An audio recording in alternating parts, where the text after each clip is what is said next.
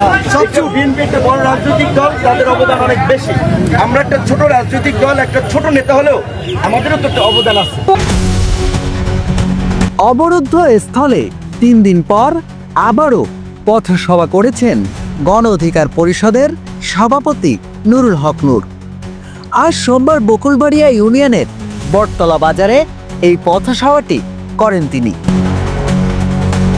জানা যায়, পথসভা করতে গিয়ে বিএনপি নেতাকর্মীদের তোপের মুখে পড়েন নুরুল হক নূর। এই সময় 2 দলেরই নেতাকর্মীরা উপস্থিত ছিলেন।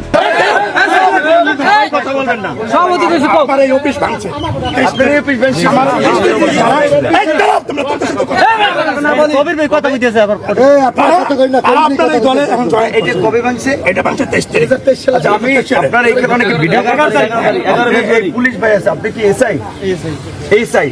আপনার এই ছবি এবং ভিডিও দেবেন, আমরা দল থেকে বহিষ্কার করে তার